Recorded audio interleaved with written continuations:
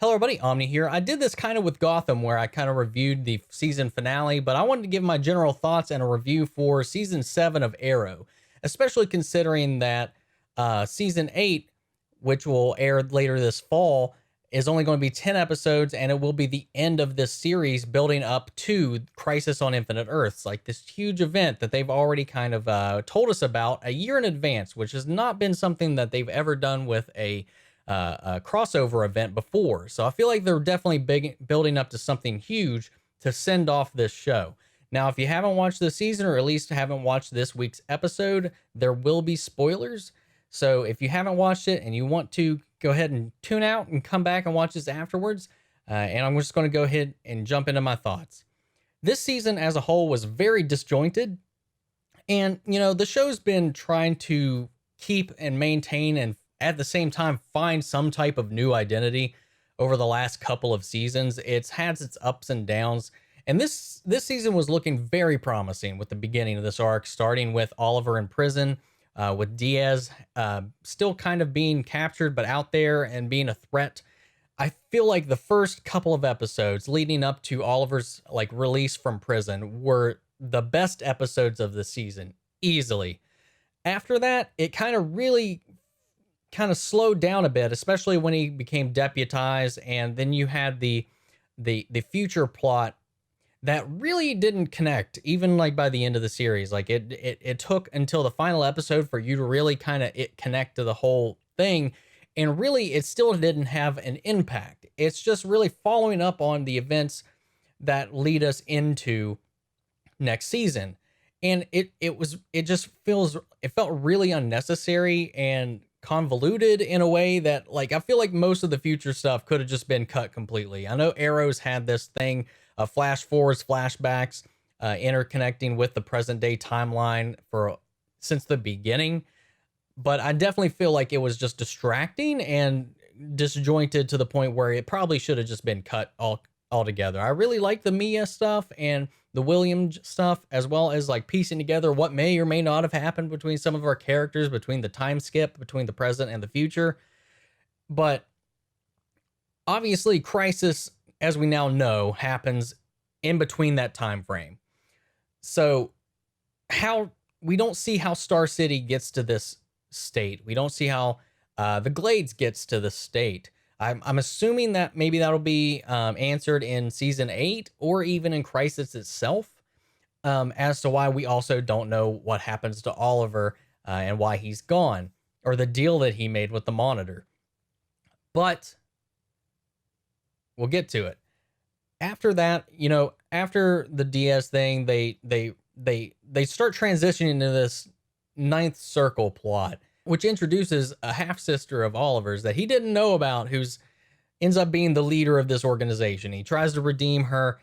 She's basically trying to get vengeance for the wrongs of the Queen family, because Oliver's father, her father, had completely cut her out of their lives, never wanted to be part of her life or took any initiative at merging this life at all, and he really just pushed her away completely and kind of baited her for a long time. So I definitely understand her frustration, but her plan, her character arc really just felt like a cheaper version of every villain plot we've had up to this point. It felt like a huge combination of both Deathstroke's plan combined with Merlin's plan from season 1, on top of the League of Shadows, all of their stuff. None of her arc was original at all, and their roundabout circling was just getting old. And I really feel like this whole revenge story arc was done so much better with the Adrian Chase season with Prometheus.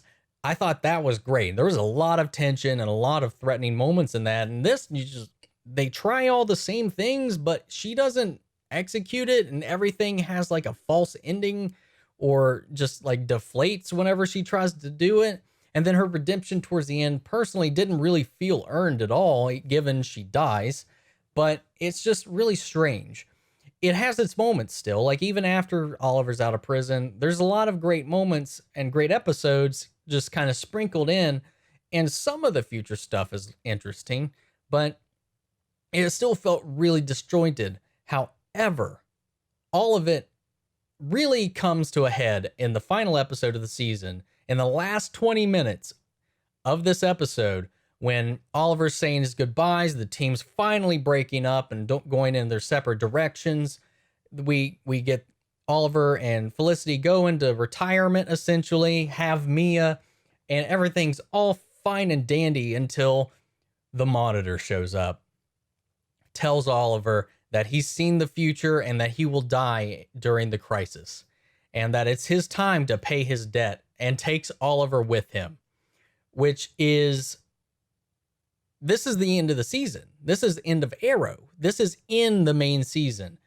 So he leaves from this point with the Monitor. So what is Arrow's season 8 going to be? It's 10 episodes. Is it going to be 10 episodes purely building up to Crisis? If so, that will be awesome and interesting if they're doing it like that. Like really extending this event, because beyond the crossover itself, that means there's 10 episodes building up to the event.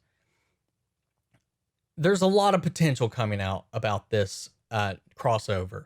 There's a lot of things that can come into play. There's the rumors between Michael Rosenbaum and Tom Welling reprising their roles from Smallville, from their Smallville multiverse Earth, joining into this collapse of the multiverse.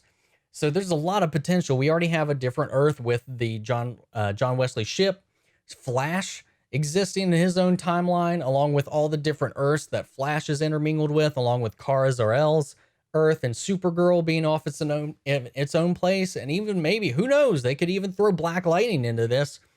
But it's all going to eventually merge into one Earth. If it ends like Crisis does, the multiverse collapses in on itself, and everything consolidates into one Earth. That would bring all these shows and different versions of the characters together. But what does that mean in the long run? How epic is this going to be? Is season 10 of Arrow, we want to focus on Oliver at all? Could it even just be like the remnants of his team, and it's not even about Arrow until the crisis comes and then he makes his moment? And we also see at the end of this episode as well that after that, Felicity had made a promise to Oliver that when their children no longer needed them, that she would move on. She made a deal with the Monitor for him to take her wherever Oliver is. He tells her it's a one-way trip, but she's allowed William and Mia to both grow into their own people, their own strong people who can fend for themselves in this world that has come post-crisis.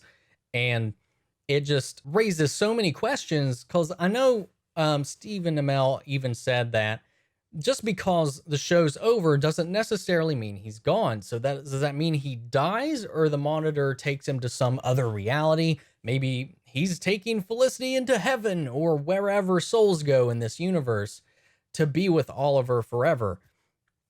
There's so many questions, and it all just builds up to what freaking is going to happen. Flash is doing the same thing, building up to Reverse Flash, them trying to prevent what happens to Flash in Crisis, which technically has already been averted because of the deal that Oliver's made with Monitor. So there's a lot of things. Like this season as a whole, I would give it about a 6 out of 10, 6 or 7. Like the strong prison arc, as well as a lot of the stuff that they go with, along with some great little episodes here and there, and some great performances in the last 20 minutes of this episode. Just the ending of this season altogether is the best part of this season. The jail stuff is awesome. Actually, that's a lie. I think the jail stuff is still the best part of this season. I think the jail stuff is probably the best parts of the entire series. Such a good little arc, and it was too short, too soon, but the way this ends, and it means a lot, and it implies a lot for what we're going to get in season 8, and just how much that Crisis on Infinite Earths is really going to affect the timeline in all of these shows, and I can't wait to watch it. I really hope that because they're announcing this ahead of time by a year in advance, and because this is the end of Arrow, the last time, at least in serialization, that we'll see Oliver as Green Arrow, that they go huge and go big. Because really, after this show drops out, I know Legends, ratings wise, isn't really holding up that much. It's still not the lowest. I know Supergirl's been faltering here and there, and The Flash is really still the only strong runner show, along with Black Lightning. But given at this moment, that isn't part of this universe. They're also trying to spin off into the Batwoman show that is getting a pilot episode and a pilot season. No idea how that's going to work. I don't really have high hopes for that. There's rumors that Red Death is going to come into play, and that might be tied into Crisis on Infinite Earths, which might explain what happened to Bruce Wayne. However, there's also the other rumors that there's going to be a spin-off Superman show. So I don't know what is going to happen with the CW and these superhero shows after the exit of Arrow, Oliver Queen, and Stephen Amell, and what happens and how they'll execute and how actually they'll deliver with such a crazy event from the comics as Crisis on Infinite Earths. A lot of potential.